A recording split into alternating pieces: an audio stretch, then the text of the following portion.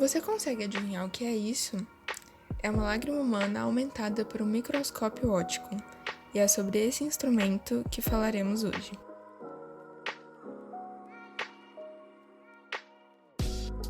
O microscópio é um aparelho capaz de aumentar a imagem de pequenos objetos. O crédito por essa incrível invenção foi dado em 1591 aos holandeses Hans Janssen e seu filho Zacarias, fabricantes de óculos. Eles ampliavam as imagens e observavam objetos muito pequenos por meio de duas lentes de vidro montadas nas extremidades de um tubo.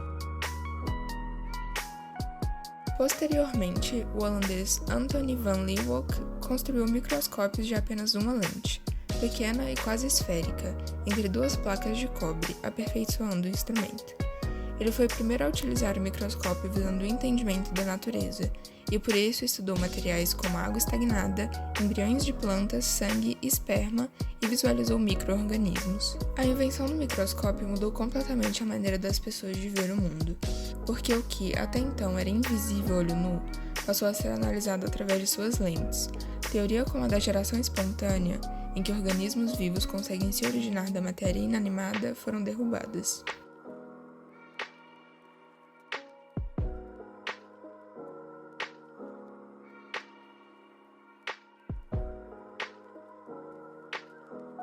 Também graças ao desenvolvimento da microscopia, em 1835, Schleiden e Schwann propõem as bases da teoria celular, a qual postula que todos os organismos vivos são constituídos por células, sendo essas as unidades estruturais e funcionais dos mesmos.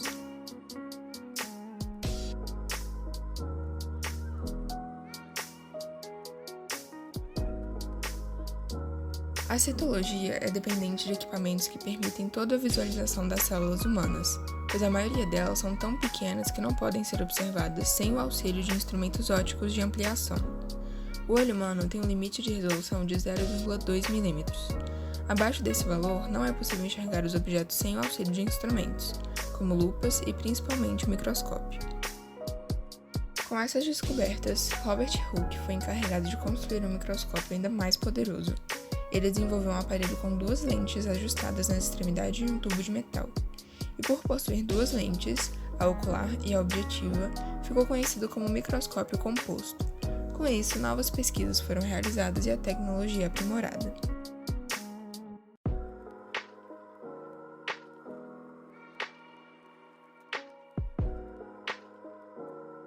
Atualmente, os aparelhos utilizados nos laboratórios de biologia de escolas e universidades são, na maioria, microscópios ópticos ou fotônicos, que utilizam a luz.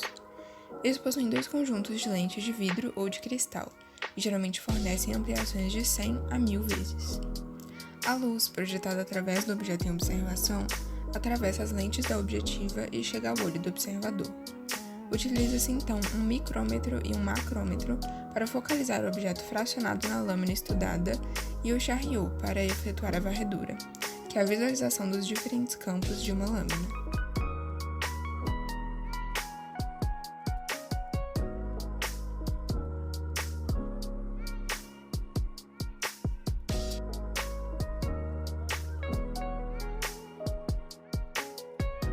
Para a melhor utilização do microscópio, diversas técnicas foram formalizadas e inovações foram feitas.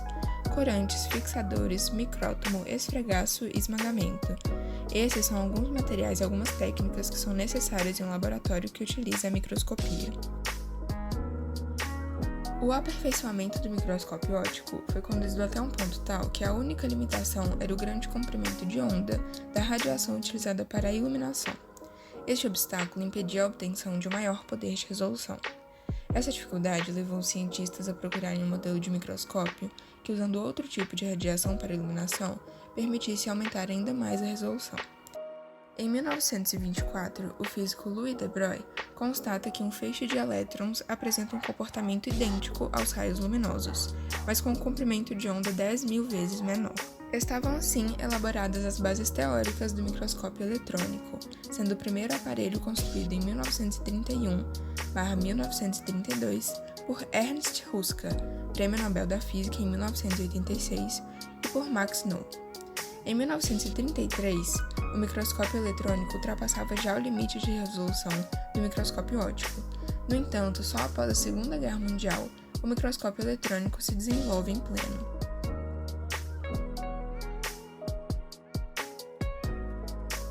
A microscopia eletrônica teve um rápido desenvolvimento em poucos anos, graças a grandes aperfeiçoamentos técnicos que permitiram não apenas maiores valores de ampliação, mas também aumentos sucessivos da capacidade de resolução e da qualidade das imagens obtidas.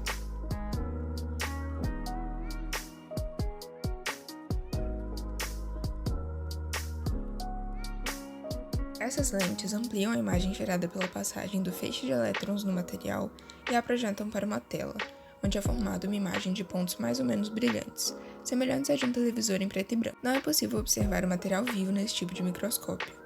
O material a ser estudado passa por um complexo processo de desidratação, fixação e inclusão em resinas especiais muito duras, que permitem cortes ultra finos obtidos através das navalhas de vidro do instrumento conhecido como ultramicrótomo. As partes principais de um microscópio óptico e suas funções são: oculares são 2 sistemas de lentes, em alguns microscópios há apenas um. As oculares geralmente têm um poder de aumento de 10 vezes, e é por meio delas que é observada a imagem ampliada. O tubo é o suporte das oculares, também pode ser chamado de canhão. O revólver é uma peça giratória que comporta as objetivas. Para trocar a objetiva, é necessário manusear o revólver, nunca forçando a própria. As objetivas geralmente são 3 ou 4, e são lentes de poder maior de ampliação. A platina, também chamada de mesa, é o suporte onde será colocada a lâmina. A platina pode ser levantada ou baixada para regular o foco, utilizando-se os parafusos macro e micrométrico. O condensador concentra os raios luminosos que incidem sobre a lâmina. A fonte de luz, que nos microscópios modernos é uma lâmpada, mas em microscópios mais antigos era um espelho que refletia a luz. Macrométrico é um parafuso que permite regular a altura da platina, faz movimentos amplos para um ajuste grosso. Micrométrico é um parafuso que permite regular a altura da platina e permite um ajuste fino do foco. O braço, também chamado de coluna, é uma estrutura fixa na base do microscópio, que serve para o suporte das demais partes. Chariot é uma peça que permite movimentar a lâmina sobre a platina. E por fim, um básico, o botão liga e desliga da lâmpada.